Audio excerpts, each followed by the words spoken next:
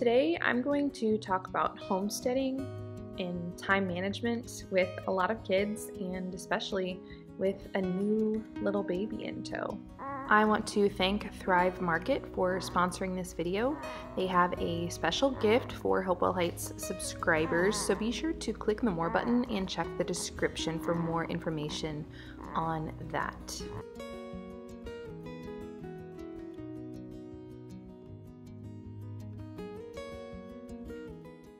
I filmed this video over the course of a few days when the baby was maybe like 3 weeks old, something like that. My mom came and helped me one day, so you'll see that, but I just had to get some stuff done. I prepped as much as possible, but when you've got kids home all day, my kids don't go off to school. They're home with me all day.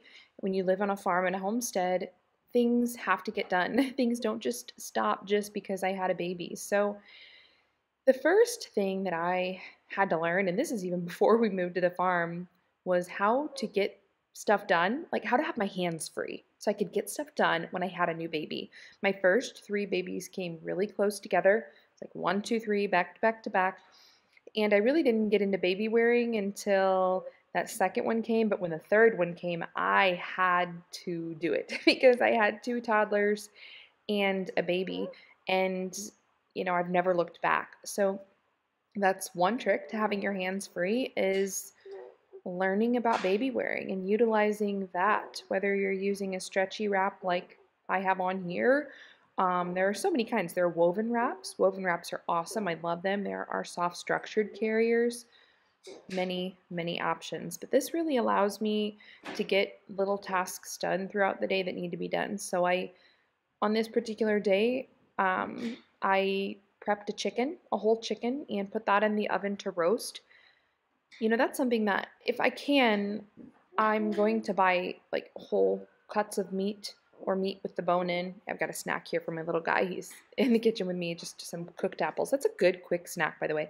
Just slice up some apples, add some maple syrup, and simmer it on the stove for a half an hour on low, and there you go. You've got a really good snack for little guys. But I always opt for bone-in meat, whatever I'm making, because, I've got to prepare the meat anyway. Then I have the bones, and I can make broth, and that can be used in many other meals. So I got that chicken going, and I'm going to make some bread. I had some buns and bread in my freezer, but it didn't take us long to fly through all of that, especially when I was resting in the first few weeks. Lots of burger nights, lots of sandwiches, but that's okay. I'm just going to make a quick bread recipe today. This is a recipe that I actually wanted to show you guys. I've been wanting to show you guys for a while. It is the yeast version of my Pullman loaf, or pan de mie. You'll see it's the square loaf. You know what I'm talking about if you've been subscribed for a while. I've made this before for you guys. There was actually I'll say a near tragic accident when in the first week or so, maybe a week or two after I had the baby. My kitchen was cleaned for me, which was so nice, but my sourdough starter got thrown away. I had it sitting on the shelf, and someone who's not used to that just sees a jar full of stuff and doesn't know what it is, and it's easy to say, oh well, I'll just empty this out and wash it out. And wow, that was I lost it. I'm just gonna be honest with you guys, I lost it. Like, I don't do that anymore. I'm in my mid-30s. My days of losing it are pretty far behind me, but I completely lost it for like 5 minutes and then got a hold of myself and thought, you know what? Okay, well, my 7-year-old starter's gone. It's down the drain. I need to start a new one, and that's just what it is. I need to move on. However, I was able to revive my starter, and I'll tell you how I did that. This miraculous accident. Another accident happened. And yeah, I was able to get my 7-year-old starter back. But before I tell you how I did that, we're going to take a little break for me to tell you about the sponsor of this video.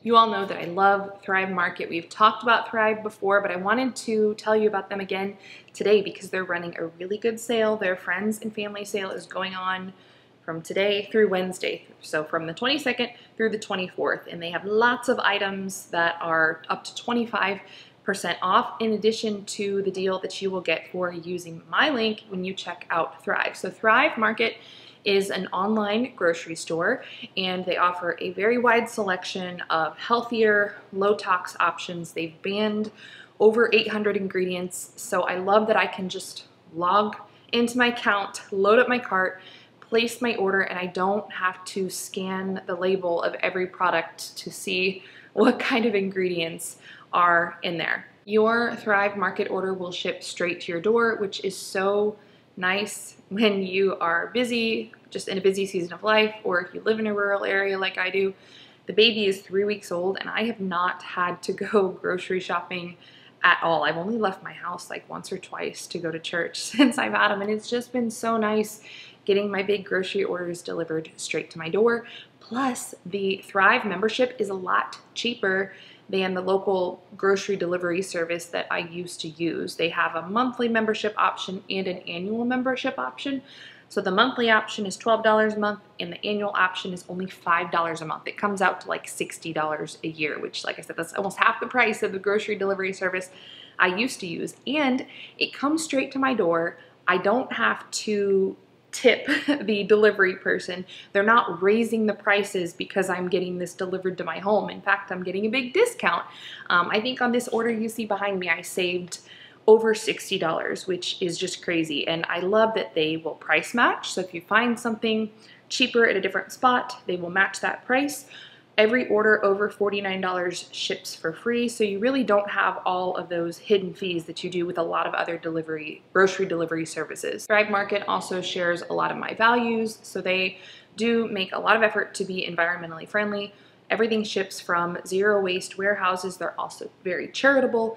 They donate a free membership to a family in need for every paid membership. Placing a monthly order is not mandatory, so you're not gonna be forced to order groceries that you're not actually gonna use. You can just log in and order as frequently as you would like. They do have an auto option, so if you want certain things on auto ship, you can certainly do that, but you're not locked in. So I just love everything about this company. And they have a special offer for you when you use my link, which is thrivemarket.com/Hopewell Heights.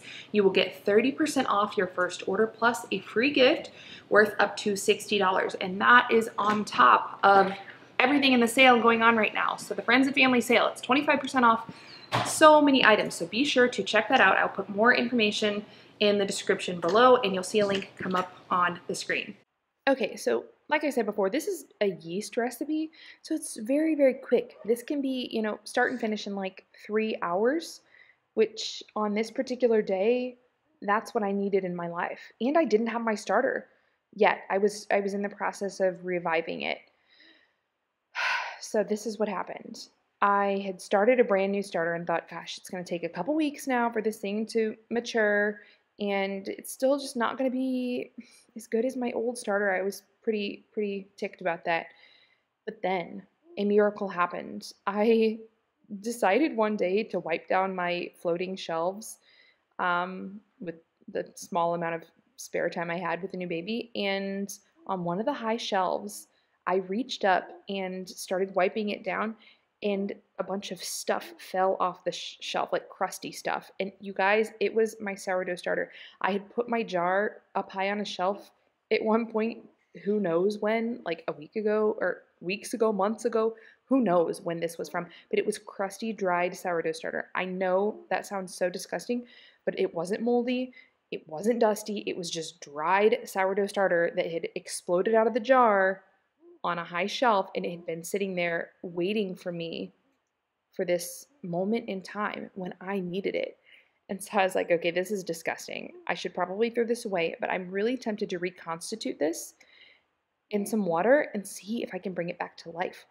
And I did. If you follow me on Instagram, you know that because I documented the whole process. I just pulled my phone out and documented it all. And within 2 days, I had my starter back. So I have my starter. Old Faithful is alive and well. And, I guess it's just a good thing that I didn't get to all of my deep cleaning, spring cleaning items on my list before I had the baby, because that nasty old starter saved the day.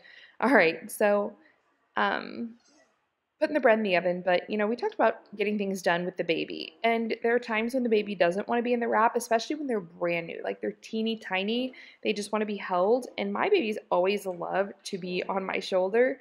So I'll just throw them over my shoulder, make sure that I have a nice, good grip on them, of course, which I have big hands for a lady. I don't know. I'm just like a big person. Like I'm pretty tall. I don't know. Babies are small. Like you can hold them with one hand. So I just do. Anyway, so we do a lot of that. Now that doesn't last forever because they get really big and really heavy and then you got to move them down to the hip. But you learn to work with a baby, whether it's a new baby up on your shoulder or a bigger baby on your hip, and it just kind of becomes second nature. So moving right along. This day, I just had stuff I had to get to. The eggs had been piling up. We'd been eating as much as possible, but I needed to do something with these eggs. I'm not going to just let them sit here and let eggs go bad. So I went ahead and prepped them for the freeze dryer, and one of you all left me a tip on my last video on freeze drying when I was freeze drying eggs for the first time, and you said blend them up in a blender. It's easier to pour into the trays. So I did that. And this time I actually wanted to freeze the trays in the freezer before putting them in the freeze dryer and see how much time that took off of the freeze drying process since they would already be frozen. And it did take a few hours off because I noticed that instead of spending about 9 hours on the freeze cycle, it only spent a couple hours in the freeze cycle for the chamber to freeze as well, I guess, and then went right into the drying. So I was glad I had these lids. I just poured my eggs into my trays, popped the lids on, and put them in the freezer overnight. Now, I have a video I'll link for you guys on the whole freeze drying process where I talk about the freeze dryer we got and why this is the best method for long-term storage, but I'm not going to go into all that today. Okay, so now I'm like doing this voiceover after I recorded all this, like a week after I recorded it. So now I'm remembering. This must have been after I found the crusty, nasty old starter, revived it because I was like, okay, I'm not going to let this happen again where I almost lose my 7-year-old sourdough starter. So I went ahead and dumped my revived starter into that massive mixing bowl you just saw, fed it a bunch, and that way I had a ton so that I could freeze dry sourdough starter and preserve it that way. I will have dried starter, so if there's ever an emergency again, then I'll just have it. It'll just be there. So this was a day, because I had so many things I had to catch up on, I used one of my freezer meals, and my husband labeled that. Our kids say, when they were little, they would say lasagna, and so it's just like an ongoing family joke now. Instead of lasagna, we call it lasagna. But anyway, the freezer meals that I prepped are just coming in very handy. So I'd highly recommend that. That's something I do before every baby is freezer meals. I try to get better at it each time too. Like with having more on hand, And yeah, it's very nice when you need it. Just pop it in the oven. That one I had actually gotten out of the freezer the day before and put in the fridge to thaw out. You want to thaw out your freezer meal before you put them in the oven. So I knew that today would be a work day for me. That's why I had that freezer meal out. But look at these loaves. So this recipe, the full recipe, will be linked in the description. Just tap the more button and you'll see it. It's called like Easy Pullman Loaf Recipe or something. And like I said, this is the instant yeast version of my sourdough recipe. So I'm trying to do that on my blog, get like both versions of every bread recipe. The sourdough long fermented recipe that takes like a day or two, and then the yeast version because sometimes you don't have time for sourdough. So I pulled my chicken all off the bone, and every time I make a whole chicken, I just go right into making, put the bones and the skin and everything right back into the Dutch oven, fill it with water, and let it simmer overnight until the next day, and then I have bone broth, and that's exactly what I did. So now we're into the next day, and this is the day that I knew my mom was coming over to help me all day, and I was so excited about that. Number one, just because I was excited to spend the day with my mom and get to talk to her. We don't get to do that a lot. She's really busy, and we're only like 20 minutes away, so it's not that bad, but we're not right next to each other where we can just drop in either. So it was just really nice to have her there for the day. And she would have been more than willing to do chores for me. And she kept asking what she could do. But you'll see, there were just things that I personally had to do. Like, we're going to go out in the garden a little bit, and I had to do the gardening stuff because my mom's like wanting to get into gardening, but she's never done that before, so it wasn't something that I could send her out to do. So I thought, you know what? She can just hold the baby and get her baby fix in, and I'm going to do all of my stuff. I know usually when moms have help come over, they want the help to do the things so that the mom can sit with the baby, and that's a good idea, but this was like, I insisted on this today, that my mom sat and held the baby so that I could get my stuff done. So I'm making a big pot of soup. I had some produce that needed to be used, and so I rarely use a recipe when I make a soup. In fact, a lot of times I'll make the same soups over and over, and my kids know what they like that I make, but I don't ever have a fixed recipe written down, and it's only because I have the blog and YouTube channel that I end up writing my recipes down. So no recipe for this soup today. It was just a base of chicken. I started with the whole chicken, and then I made the broth, and then I just cut up all the produce that I needed to use from my fridge. I had half of a cabbage. Cabbage is such a great addition to soup. It's a great filler. Like onion, cabbage, I had to use carrots. I think I threw some peas in there, maybe some celery. I don't even remember. I could go back and look at the video and see, but I just put a bunch of stuff in there. I had some dry pasta from my pasta stash, threw that in there, and then let that simmer. And then the kids and I went out to work in the garden for lunch. This year I'm using pelleted carrot seed. So if you've ever grown carrots, you'll know that the seeds are tiny. They're teeny tiny, and you essentially just have to scatter them. I've even gotten like a little tool to help plant carrot seeds further apart, but you end up just having a million carrot seeds in one tiny little space, and then you have to go through and thin them all out, which takes a lot of time. You end up pulling a lot of carrots up.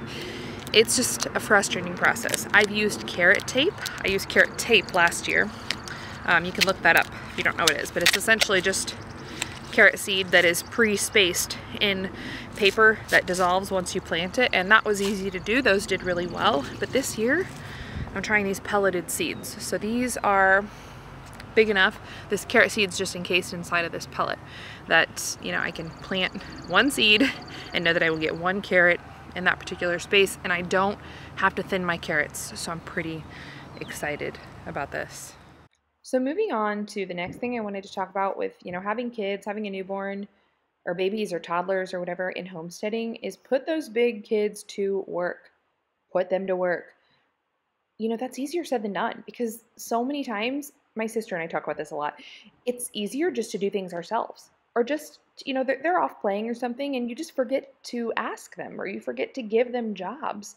But there are many reasons why the big kids need to be put to work. Number one, many hands make light work, and that's a great lesson to learn at a young age. It really does help, and especially, when they start to get into being like 8, 9, 10 plus, it's a huge help there. So it's a huge help, and it gives them purpose, number two. Number three, it keeps them from getting into trouble. What we always say, idle hands are the devil's playthings. People need work, people need purpose. That's people of all ages need that. So yeah, those are 3 good reasons right there. I guess number 4 is you're teaching them. They're learning lessons that they're going to carry with them through life. You can sit around your homeschool table and talk about gardening, or you can get out there and do it. It's probably good to do a little bit of both, right? Talk about it and do it. So I have my kids out here helping me, and they were such a huge help. We got so much done. So I'm preparing my carrot bed right now, and I'm using a mini muffin tin to make indentations for my carrot seed, for the little carrot pellets. They work great. I've done this for a couple years. Well, I didn't do it last year because I used carrot tape, but I've done it a few times where I've used the mini muffin tin for carrots or anything you want to space really close together like that, and then it just makes your spacing nice and even so you don't have to think about it. So in, under an hour, by putting my big kids to work, I was able to get this carrot bed planted, and they tilled up several rows for potatoes, so we got quite a bit done. And then it was time to break for lunch. So we came in, I had the soup ready. This is, you all know this trick of mine, just making a big pot of soup and then it's there. It's there for the week if you need it. If you find yourself like, it's lunchtime and I don't have any lunch, well, you have your big pot of soup. You're good to go. So we ate lunch, took a little break. I took a break to nurse the baby and take care of him. And then I remembered that I had put the freeze dryer trays in the freezer the night before, and I had intended to start the freeze dryer first thing in the morning, but I forgot. So I figured I better do that before we went back out to the garden. So everything froze nicely in the trays. And I had to turn the freeze dryer on. The chamber has to cool for like 15 minutes before you start it. So I did that while we were eating lunch. I had the kids working on dishes. So once again, I will go back to, putting your big kids to work. And honestly, even your little ones, you can give little ones jobs. Little toddlers, they actually love to help, especially once you have big kids and little kids. The little ones want to do what the big ones are doing. So, if they see the big kids working and, having purpose and having a job, they want a job too. So give them little jobs. Okay, so this is the sourdough starter that froze in the tray. Now everything's going in the freeze dryer. This is just so easy. I'm absolutely loving freeze drying. It is so much less hands-on time as opposed to canning, even though the freeze dryer runs for a long time. I mean, you saw how easy this was. Just prep my stuff, put it in my trays, and put it in the freeze dryer, push some buttons, and that's it. Walk away. So I got all of my carrot seeds planted. I got 300 or 400 in this bed. I don't remember how many, but then I just lightly covered the seeds with some compost, and that's what this is. In all of my beds, I just have aged compost. That's all I have. I didn't do any fancy layering or anything. I know you can, you can start with on the bottom of your garden bed, you can do sticks and brush and stuff like that and like layer leaves and compost and all kinds of things, but I didn't. We just filled the beds with compost. That was the easiest thing to do. So moving right along, I took breaks when I needed to on this day to go nurse the baby or whatever, but otherwise I just let my mom hold the baby. When they're this little, they sleep a lot, and I had to get things done. I had to get this stuff planted because it's really, as you can see, I'm wearing a sleeveless shirt and a skirt because it's getting hot, and I needed to get my spring stuff in. So I'm planting my onions now.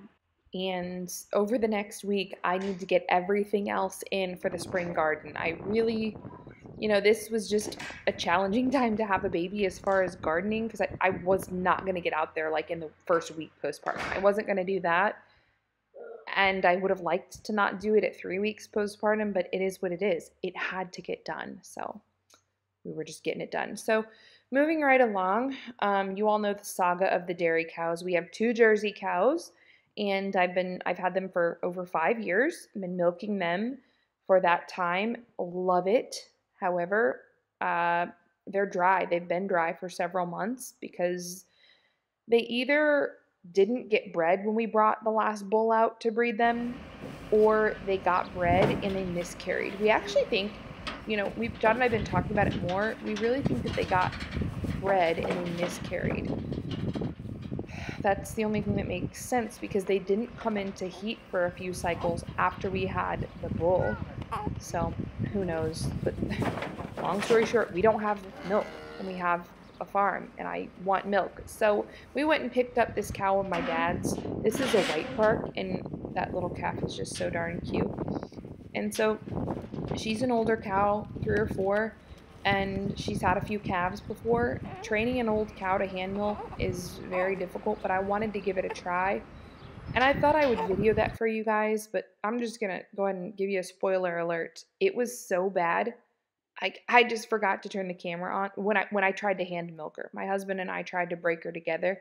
He was helping me, hold her still, and he had to help me get her leg tied. And we tried it for 2 days, and she was, you know, it's normal for them to act up a little bit when they've never been hand milked, but she was out of control. We could tell it wasn't going to happen with her. She's an old cow by now, and it's just not going to happen as far as hand milking. So we went ahead and took her back to my dad's, but that's okay. We tried. He's got some more cows and some heifers, so we might be bringing one over and trying a different one at some point. So my daughter and I got some laundry hung on the line. It's that time of year that, that's actually a good little thing for me to do postpartum, is to go outside and just put the laundry on and off the clothesline, because then I get my time out. Me and the baby get to go outside every day. My feet get to just touch the grass, and, it's not that laborious. So, my husband has been doing a lot of projects for me. Like I said, it's just that time of year things need to be done, even though I'm very busy with the baby. And one thing is, our garden is pretty far from our house. Well, not really far, but we have to stretch a lot of hose out to reach our garden. We talked about putting an irrigation system in, but we just didn't find any that we really thought would be a good fit. And so I found this hose. It's like a retractable hose, and I thought that would be a good option. So I asked John to figure something out. I'm like, can you just make this work? I don't care what you do, how you do it, how you mount it. And he said yes, he could make it work. So he got that done for me, and it worked out really well. And that's another thing. Getting stuff done as far as like homesteading, at least for me personally. I have this YouTube channel, I have the blog, but I'm doing things for me. I'm not doing things so that I can have a Pinterest perfect or Pinterest worthy whatever. I'm doing things that are going to work for me and things that I like. And if it happens to go over well on Pinterest or YouTube, great. If not, okay. And what that means is that I need to take my husband's help when he offers, and I need to turn some projects over to him anytime that he's willing to help. So I don't micromanage him. If he's willing to help me with something, I let him help. And I don't nitpick or tell him what to do or tell him that I want, or argue with him about things, because that takes time. And when you have a lot of kids, the more kids you have, the less time you have. And, it's just, let your spouse help you and let them do things their way. That will save you a lot of time and save a lot of headaches as far as homesteading. With homesteading, you have to be a team. You really do. You can't just do it alone. There's just so much work to be done when you have kids that you and your spouse have to work together, and you just got to let stuff go, let them do things that they're willing to help with. Anyway, enough of that. We're going to move along because my freeze-dried stuff was finished. And, I actually didn't get to this, packaging it up right away. So it was really nice. I just put the lids on the containers or on the trays and set them to the side until I could get to them. So you saw the sourdough starter. All I did was put that into my blender and blended it up into a really fine powder.